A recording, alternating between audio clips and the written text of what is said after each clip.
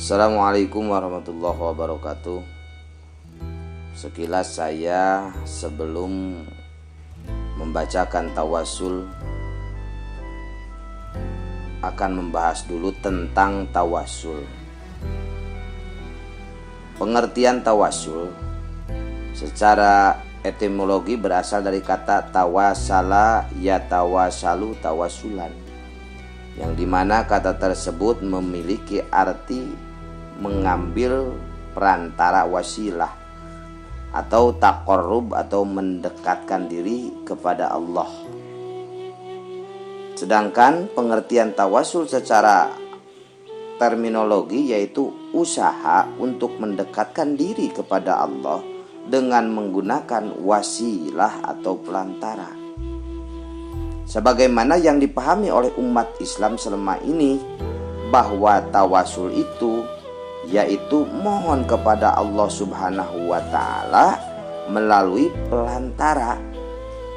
Adapun pelantara tersebut baik berupa amal baik yang kita kerjakan ataupun melalui orang soleh yang kita anggap memiliki kedudukan yang lebih dekat kepada Allah Subhanahu wa Ta'ala. Menurut bahasa al-wasilah memiliki arti sebagai berikut: sesuatu yang bisa menyampaikan dan mendekatkan kepada sesuatu. Bentuk jamaknya yaitu wasail. Wasail. Sedangkan secara istilah atau secara istilah syariat gitu, al-wasilah yang diperintahkan dalam Al-Quran yaitu segala hal yang dapat mendekatkan seseorang hamba kepada Allah Subhanahu wa Ta'ala, yaitu berupa amal ketaatan yang disyariatkan. Sebagaimana yang telah difirmankan oleh Allah Subhanahu wa Ta'ala, wahai orang-orang yang beriman, bertakwalah kepada Allah dan carilah wasilah atau jalan untuk mendekatkan diri kepadanya, dan berjihadlah atau berjuanglah di jalannya agar kamu beruntung. Surat Al-Maidah ayat 33. Bertawasul juga memiliki arti sebagian pengakuan diri dengan penuh kekurangan, sehingga bersadar bahwa doa yang dia panjatkan sulit untuk dikabulkan. Selain itu, tawasul juga merupakan bentuk ketawaduan atau kerendahan hati kita. Tawadu seorang hamba di hadapan Tuhannya, inilah kan tawasul. Itulah, jadi di dalam tawasul itu ada yang dikatakan tawasul sunnah, ada yang dikatakan tawasul haram. Nah, ini yang tawasul sunnah. Mana yang dikatakan tawasul? Pertama, bertawasul yang sunnah, bertawasul dengan membaca atau menyebut asmaul husna. Pertama adalah bertawasul dengan membaca atau menyebut asmaul husna yang sesuai dengan hajat-hajat kita pada saat berdoa. Allah Subhanahu wa Ta'ala berfirman, hanya milik Allah asmaul husna, maka bermohonlah kepadanya dengan menyebut asmaul husna itu, dan tinggalkanlah orang-orang yang menyimpang dari kebenaran dan menyebut nama-namanya. Nanti mereka akan mendapat balasan terhadap apa yang telah mereka kerjakan. Surat Al-A'raf 180. Di dalam doanya Nabi Shallallahu Alaihi Wasallam bersabda, ya Allah, aku mohon kepadamu dengan seluruh namamu yang kau menamakan dirimu dengan nama-nama tersebut, atau yang telah engkau ajarkan kepada salah seorang hambamu, atau yang telah engkau turunkan kepada kitab-kitabmu, atau yang masih tersimpan di sisi-sisimu. Hadis Bukhari Muslim. Yang kedua, bertawasul dengan sifat-sifat Allah. Rasulullah SAW bersahabat dalam doanya, wahai zat yang maha hidup lagi maha berdiri sendiri, hanya dengan rahmat-Mulah aku beristighosah. Luruskanlah seluruh urusanku,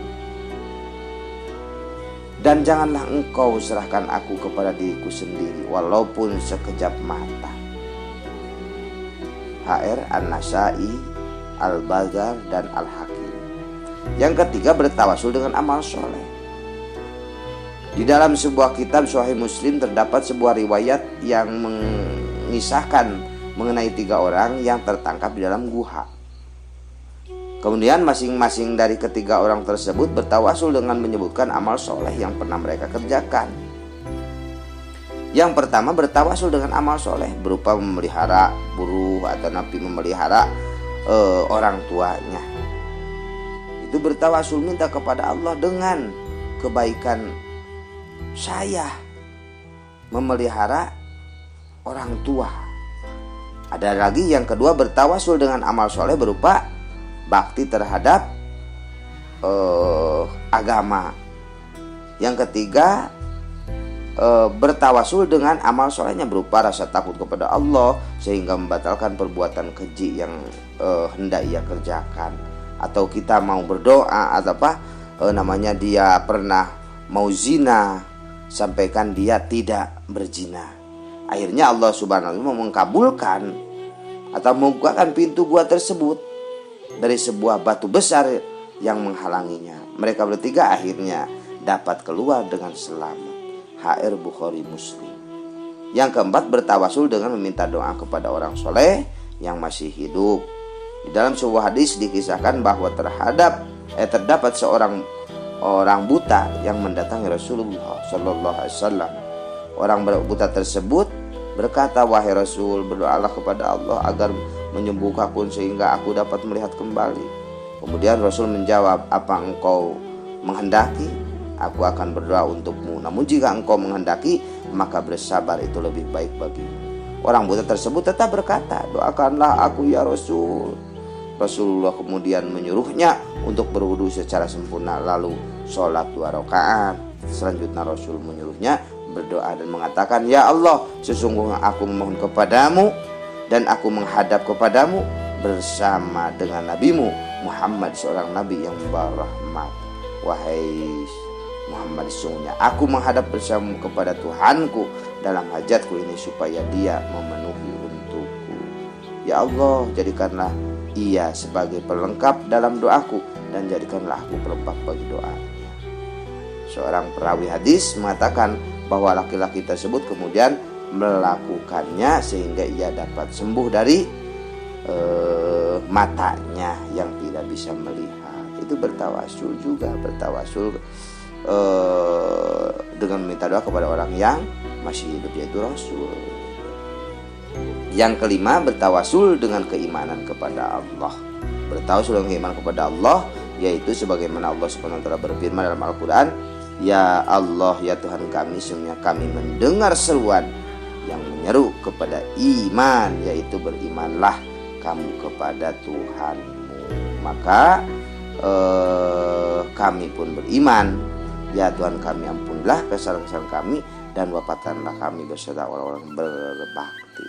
Itulah kisah tentang tawasul yang disunatkan oleh Rasulullah SAW. Ada juga